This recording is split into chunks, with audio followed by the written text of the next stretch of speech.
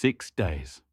6 days they marched around the city, and not one man among them spoke a word. No war cries, no drums of battle, only the slow, measured breath of 40,000 men, the dragging shuffle of sandals through the dust, and the lonely hollow scream of 7 rams' horns. The men of Jericho watched from their towers, and they laughed. They did not know.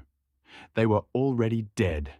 Jericho, the oldest walled city in the world, a fortress crowning the Jordan Valley like a crown of stone.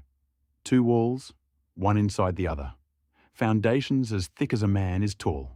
Towers that scraped the sky. For centuries, no army had ever breached her. No siege had ever broken her. Her name alone was enough to make foreign kings turn their armies around and march home. And on the dry plains below the city walls, the Israelites watched. 40 years they had wandered. 40 years of sand and snakes, and graves dug in the wilderness. Their fathers had died with the desert in their lungs. Their leader, Moses, was bones under a hill on the other side of the river. Now another man stood at the head of the people, Joshua, son of Nun, a soldier, a killer, a man who had seen the back of God's hand and lived to tell about it. And God had spoken to him plain, "Take the city." The night before the march, Joshua walked alone, away from the fires, and a man stood in his path, holding a drawn sword. Joshua's blade came up by instinct. "Are you for us, or for our enemies?" The stranger's voice came back like thunder rolling off a mountain. "Neither. I am the commander of the army, of the Lord." Joshua's sword fell from his hand. He dropped on his face in the dust. He had met soldiers all his life. This was not a soldier. This was war itself, made flesh. And the orders the Lord gave him were the orders of a madman. No siege engines, no ladders, no battering rams. March, once around the city. Each day for 6 days. 7 priests carrying 7 ram's horns in front of the Ark of the Covenant. And on the 7th day, march around her 7 times. Then shout. That was all. Just shout. His captains stared at him in silence. He stared back. "Faith," he told them. "Faith, and the walls will come down." Day 1. The army marched. The horns wailed. The men of Jericho stood on their walls and laughed until their bellies ached. They threw refuse. They shouted obscenities. They bared themselves at the dust-covered priests below. Day 2. The same. Day 3. Day 4. The taunts grew quieter. Day 5. The watchmen began to whisper to each other. Day 6. The city was silent. As a tomb.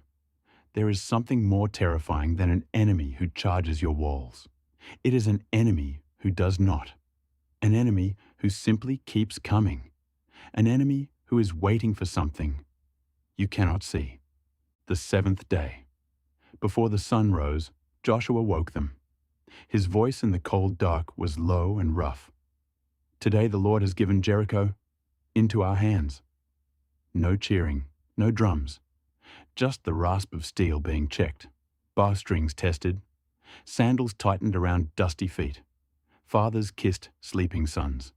Brothers gripped brothers by the back of the neck, without a word. Then they marched, into the dark, toward the city that did not yet know. This would be its last morning. Once around, the sun rose, twice. The defenders sweated under their helmets in the climbing heat. 3 times, 4 times. The city began to smell its own fear. 5, 6. The horns never stopped wailing, never broke their rhythm, never lost their breath. And on the 7th lap, the priests stopped walking. The army stopped walking. The horns stopped. And in that one terrible heartbeat of silence, every man in Jericho heard the sound of his own pulse in his ears. Then Joshua raised his sword, and he gave the only command he had been told to give. "Shout, for the Lord has given you the city." 40,000 throats opened at once. A roar that shook the very stones of the valley. a scream older than the desert itself, the sound of a slave people who had been promised this ground for 400 years, finally taking it back, the sound of a debt being collected. And the walls fell, not crumbled, not breached, fell. The earth split open beneath them. The towers tilted and crashed down in a thunder that was heard for 30 miles. Defenders dropped from collapsing parapets, screaming, swallowed by their own city's stone. The dust rose so thick, the sun went the color of blood. And from out of that red dust came the Israelites, swords drawn, straight up the rubble, and into the heart of the dying city. What came next was not glorious. It was war, the kind the old men in the camp had warned the young ones about by the fires.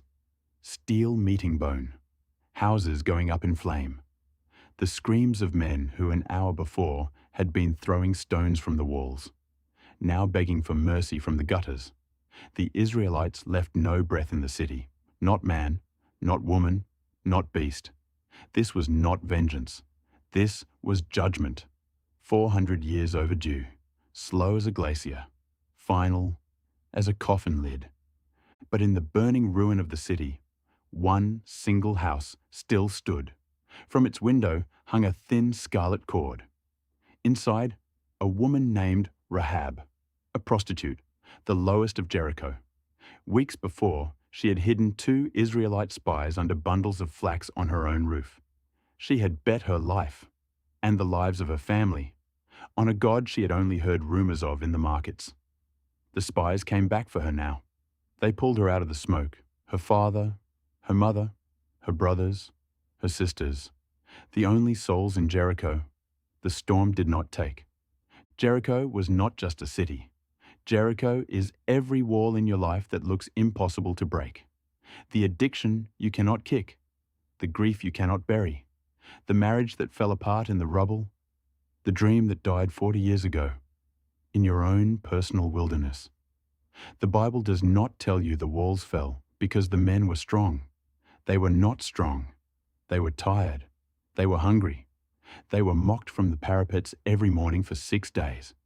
It tells you the walls fell because the men kept marching, when there was no reason left to march. 6 days of silence. 6 days of looking like fools. 6 days of doing the simple, absurd thing they had been told to do. That is what faith is. Faith is not the absence of doubt. Faith is what you do, while the doubt is screaming at you from the wall. So march. Keep marching. The wall in front of you is older than you are, but it is not older than the one who told you to march. And on the 7th day, when you have done what you were told to do, and there is no strength left in you, only then will you hear the sound of the stones beginning to crack